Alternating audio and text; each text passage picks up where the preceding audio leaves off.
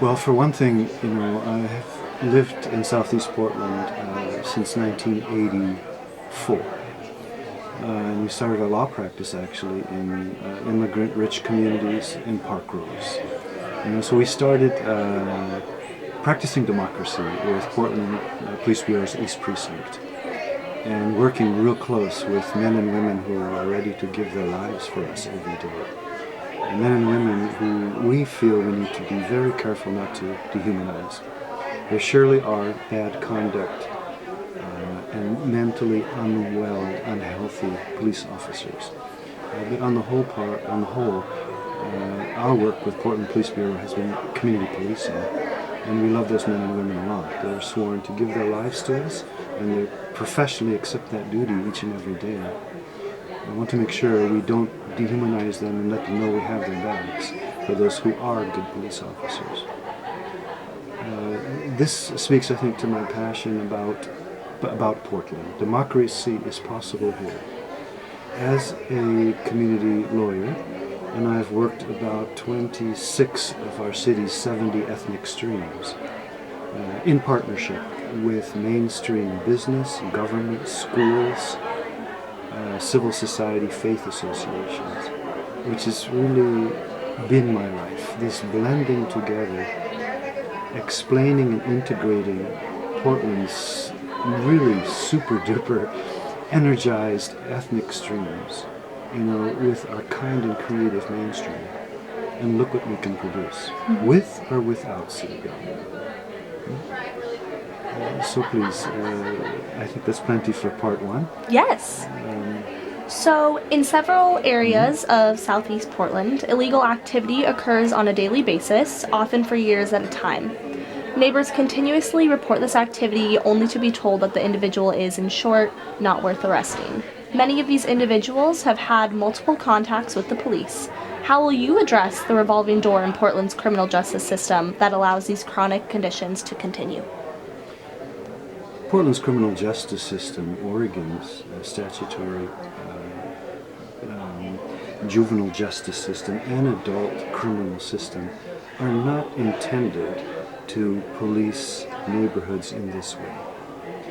Those men and women in uniform, armed with deadly force, are supposed to do a specific job of keeping our neighborhoods, our schools, our streets, our houses safe from a certain kind of frightening human being.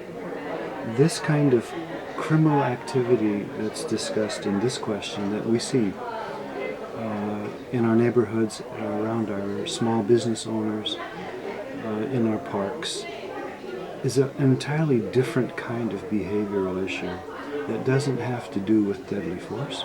It doesn't have to do with the need to have sworn police officers intervene.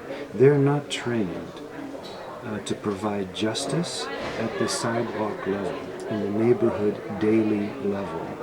In our traditional communities, that work is assigned to community uncles like myself, or community aunties, or our young, savvy civic activists who are looking to earn affection and respect from their communities so they can be leaders in the future. This is where that kind of problem solving needs to take place.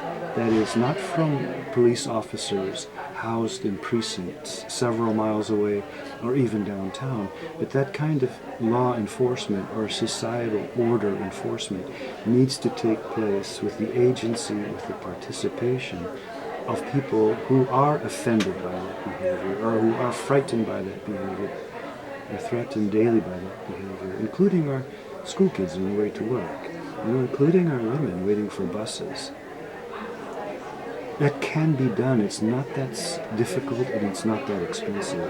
It requires the outsourcing of the monopoly of power on law and order that the police bureau has taken, that public prosecutors have taken, that judges have taken, that judges are really unhappy to have to deal with, that police officers simply cannot take care of and don't do well even if they show up. Now, that's the responsibility of us.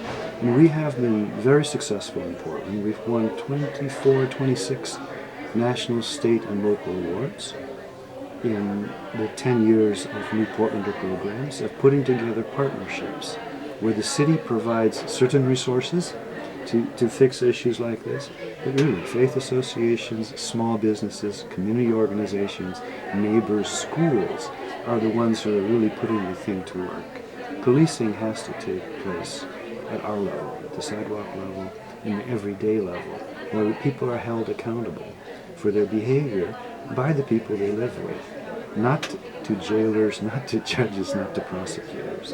That's just taking a very expensive system to a very expensive extreme that really doesn't stop the behavior at all. It just makes it worse. When you dehumanize those men and women, lock them up, and bring them back on the street, we're missing the point entirely. Thank you.